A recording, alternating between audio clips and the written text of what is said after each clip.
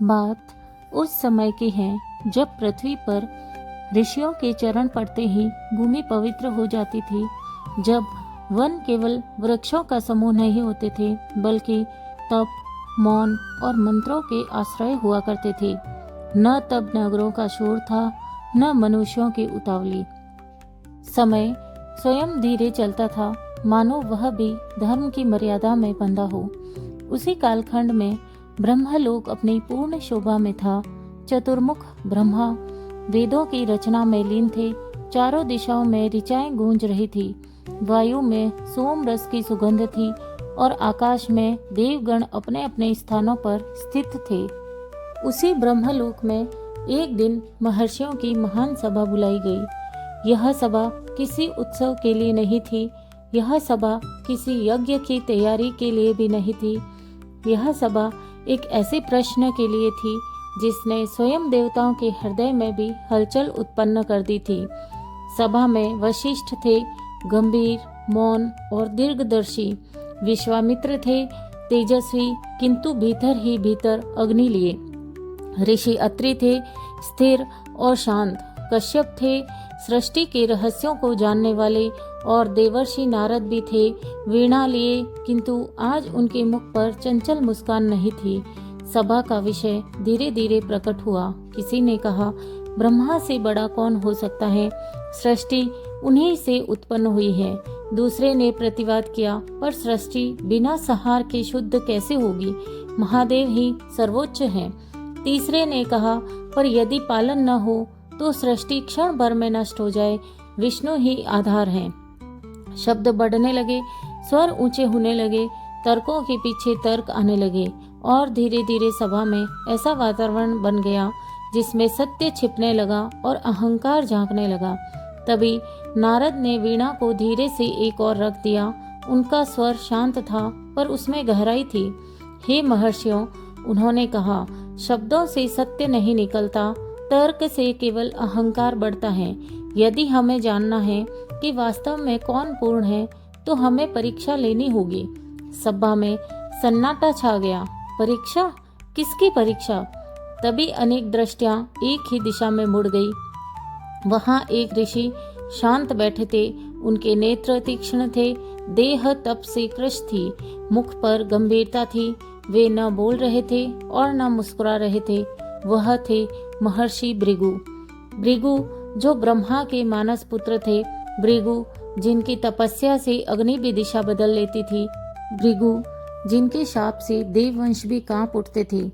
सभा ने एक स्वर में कहा, हे भृगु, आप निष्पक्ष हैं, आप तेजस्वी हैं, आप ही त्रिदेवों की परीक्षा लें और बताएं कि वास्तव में कौन ईश्वरत्व के योग्य हैं। भृगु ने नेत्र उठाए। क्षण भर के लिए उनके हृदय में एक हलचल हुई। यह दायित्व साधारण नहीं था, किंतु उसी क्षण उनके भीतर छिपा गर्व भी जाग उठा। उन्होंने सोचा, आज मैं स्वयं तय करूंगा कि देव कहलाने योग्य कौन है। उन्होंने सभा की स्वीकृति दे दी और ब्रह्मलोक से प्रस्थान किया। उनकी पहली यात्रा उसी लोक की थी जहां से उनका जन्म हुआ था, ब्रह्मलोक। ब्रह्मा उस समय सृष्टि क्रम में लीन थे। चारों मुखों से मंत्र निकल रहे थे। वेदों की ऋचाएं आकार ले रही थी। भृगु वहां पहुंचे, पर उन्होंने न प्रणाम किया न चरण स्पर्श। वे मौन खड़े रहे। ब्रह्मा ने देखा, पुत्र को देखा, पर पुत्र ने ही ऋषि को देखा। उनके भीतर एक क्षणिक असंतोष उठा। स्वर कठोर हो गया। भृगु, ब्रह्मा बोले, तुम्हें मर्यादा का भान नहीं रहा? वह स्वर ऊंचा नहीं था, पर उसमें क्रोध की छाया थी। भृगु के भीतर तुरंत एक निर्णय हुआ। उन्होंने सोचा, जो स्वयं अपने पुत्र के व्यवहार से विचलित हो जाए, जो क्रोध को न रोक पाए, वह पूर्ण कैसे हो सकता है? वे बिना उत्तर दिए वहां से चले गए।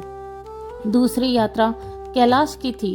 कैलाश जहां हिम भी तप से पिघलता है, जहां भस्म में भी चेतना है। महादेव वहां आनंद में थे। जटाओं से गंगा बह रही थी। नंदी समीप बैठे थे। पार्वती पास में थी। भृगु पहुंचे। महादेव ने उन्हें देखा और उठ खड़े हुए। उन्होंने आलिंगन के लिए हाथ बढ़ाया, पर भृगु ने उनके शब्दों को अनसुना कर दिया। उन्होंने कठोर वचन कहे। उनके स्वर में सम्मान नहीं था। क्षण भर को कैलाश का आकाश कांप उठा। महादेव का तीसरा नेत्र स्फुरित हुआ, त्रिशूल में कंपन आया। यदि पार्वती बीच में न आती तो वह क्षण सृष्टि के लिए भयंकर हो सकता था। भृगु समझ गए। उन्होंने मन ही मन कहा, जहाँ क्रोध रौद्र बन जाए वहाँ भी पूर्णता नहीं। और वे वहाँ से लौट आए।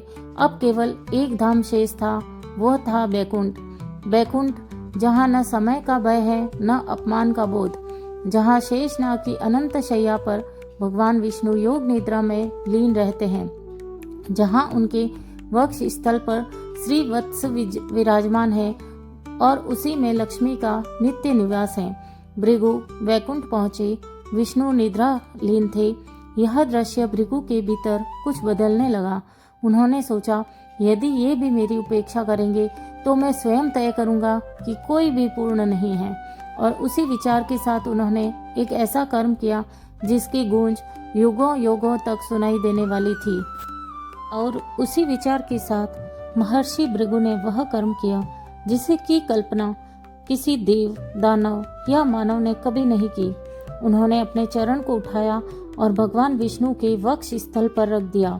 वह वक्ष स्थल जो अनादिकाल से सृष्टि का आधार था, वह वक्ष स्थल जहाँ श्रीवत्स का चिन्ह सुशोभित था, वह वक्ष स्थल जहाँ लक्ष्मी का नित्य निवास था। क्षण भर को ऐसा प्रतीत हुआ मानो समय थम गया हो।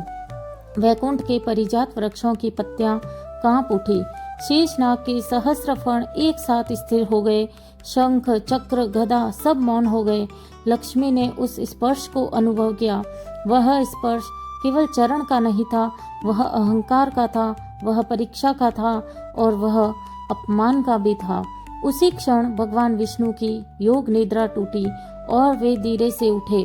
उनके मुख पर न विस्मय था, न क्रोध और न ही पीड़ा। उनकी दृष्टि सबसे पहले भृगु के मुख पर नहीं गई, वह सीधी उनके चरणों पर गई। विष्णु भगवान ने भृगु के चरणों को अपने दोनों हाथों में लिया और उनकी वाणी शांत थी, कोमल थी और इतनी गहरी थी कि स्वयं वैकुंठ झुक गया। हे महर्षि, विष्णु बोले, मेरी छाती कठोर है, कहीं आपके कोमल चरणों को कष्ट तो नहीं पहुंचा? यह सुनते ही भृगु का शरीर कांप उठा। उन्होंने ऐसे शब्दों की कल्पना भी नहीं की थी। उन्होंने सोचा था क्रोध आएगा, शाप मिलेगा, दंड मिलेगा, पर यहाँ तो विनय था। भृगु के भीतर जो कुछ भी था, तप का गर्व, ज्ञान का अहंकार, ऋषित्व की कठोरता, सब जैसे पिघलने लगा। उनकी आंखों से आंसू बह निकले और वे कांपते हुए बोले, हे नाथ, मैं परीक्षा लेने आया था, पर परीक्षा मेरी ही हो गई। पर वैकुंठ में यह क्षण केवल भृगु के और विष्णु के बीच का नहीं था। लक्ष्मी सब कुछ देख रही थी। उन्होंने देखा जिस स्थान पर वे सदा विराजमान रहती हैं, वही चरण प्रहार हुआ और उन्होंने यह भी देखा उस प्रहार का कोई प्रतिकार भी नहीं हुआ। यह क्षमा थी, यह करुणा थी। पर लक्ष्मी के भीतर एक गहरा प्रश्न उठ खड़ा हुआ। क्या क्षमा का अर्थ यह है कि मर्यादा मौन हो जाए? क्या विनय का अर्थ यह है कि नारी का अपमान सह लिया जाए? लक्ष्मी का मुख शांत था, पर भीतर समुद्र मंथन चल रहा था। उन्होंने विष्णु की ओर देखा। विष्णु अब भी शांत थे। वे भृगु के चरण दबा रहे थे। यह क्षण लक्ष्मी को यह अनुभव हुआ कि यह लीला केवल ब्राह्मण की परीक्षा नहीं थी, यह स्वयं लक्ष्मी के धर्म की परीक्षा थी। कुछ क्षणों तक वैकुंठ मौन रहा। फिर लक्ष्मी उठी। उनका स्वर ऊंचा नहीं था, पर उसमें ऐसा दृढ़ निश्चय था जिसे कोई टाल नहीं सकता था। हे नाथ, जहाँ क्षमा का इतना विस्तार हो कि मर्यादा ही मौन हो जाए, जहाँ नारी के सम्मान का प्रश्न अनुत्तरित रह जाए, वहाँ लक्ष्मी नहीं ठहरती। विष्णु ने उनकी ओर देखा। उनकी दृष्टि में आग्रह नहीं था, न रोका न समझाया। वे जानते थे कि यह जाना क्रोध का नहीं, धर्म का है। लक्ष्मी ने धीरे धीरे श्रीवत्स को त्याग दिया। जिस क्षण उन्होंने विष्णु का वक्ष छोड़ा, वैकुंठ की शोभा बदल गई। ऐसा नहीं कि वैकुंठ नष्ट हो गया, पर उसकी पूर्णता भंग हो गई। वह तेज जो आनंद देता था, अब वह मौन वेदना बन गया। लक्ष्मी बिना किसी घोष के, बिना किसी शाप के वैकुंठ से चली गई। भृगु यह सब देख रहे थे। उनका हृदय फटा जा रहा था। उन्होंने समझ लिया था कि उनका एक क्षण का अहंकार केवल उनका नहीं, पूरी सृष्टि का संतुलन हिला गया था। वे विष्णु के चरणों में गिरे पड़े थे। हे नाथ, उन्होंने कहा, मैंने केवल आपको नहीं, मैंने अपने धर्म को परखा और स्वयं को खो दिया। विष्णु ने उन्हें उठाया। भृगु, उन्होंने कहा, तुम्हारा प्रश्न उचित था पर मार्ग कठोर था। अब जो हुआ है वह लीला है और लीला को रोकना भी अधर्म होता है। लक्ष्मी जा चुकी थी और उनके जाने के साथ ही सृष्टि एक नए चरण में प्रवेश कर चुकी थी। लक्ष्मी के वैकुंठ से प्रस्थान करते ही ऐसा नहीं हुआ कि आकाश फट गया या लोक नष्ट हो गए हों। लीला सदा शोर से नहीं आती, कभी कभी वह मौन में उतरती है। वैकुंठ तो वैसे ही था, श्वेत, निर्मल और दिव्य, लेकिन वहाँ वह पूर्णता नहीं थी जो लक्ष्मी की उपस्थिति से आती है। उधर लक्ष्मी लोक लोकांतरों में विचरने लगी। विष्णु जानते थे कि लक्ष्मी का जाना कोई त्याग नहीं, सिर्फ धर्म का संतुलन है। वे चेतना की तरह चली, जहाँ असंतुलन था, जहाँ अधर्म उभर रहा था। सबसे पहले वे देवलोक पहुंची। इंद्र अपने ऐश्वर्य में मग्न थे, अप्सराएं नृत्य में थी, सोम रस बह रहा था। लक्ष्मी ने देखा, वहाँ वैभव है पर आत्म संतोष नहीं, यहाँ सत्ता है पर स्थिरता नहीं। लक्ष्मी वहाँ भी नहीं रुकी, वे आगे बढ़ गई। फिर वे पाताल की ओर गई, जहाँ दानवों के नगर थे, स्वर्ण के भवन थे, शक्ति अपार थी, पर वहाँ धर्म नहीं था, विनय नहीं था, मर्यादा नहीं थी। लक्ष्मी ने वहाँ भी अपना चरण नहीं रोका। अब वे पृथ्वी की ओर आई। पृथ्वी पर उस समय राजाओं का युग था, जहाँ राजा धर्मनिष्ठ थे, कुछ केवल शक्तिशाली। लक्ष्मी ने देखा, जहाँ राजा स्वयं को ईश्वर समझने लगा, वहाँ प्रजा का संतुलन बिगड़ गया। यज्ञ हो रहे थे पर उनमें अहंकार था, दान दिए जा रहे थे पर प्रदर्शन था। लक्ष्मी वहाँ भी नहीं ठहरी।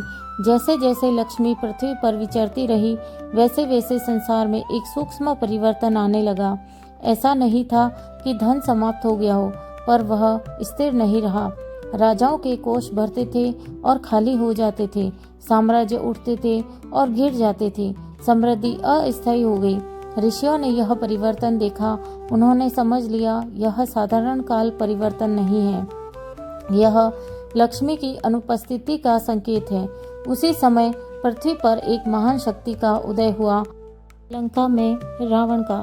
यह केवल एक असुर नहीं था, वह वेदों का ज्ञाता था, शिव का उपासक था, वीणा बजाता था, शास्त्र जानता था, पर उसका ज्ञान विनय से रहित था।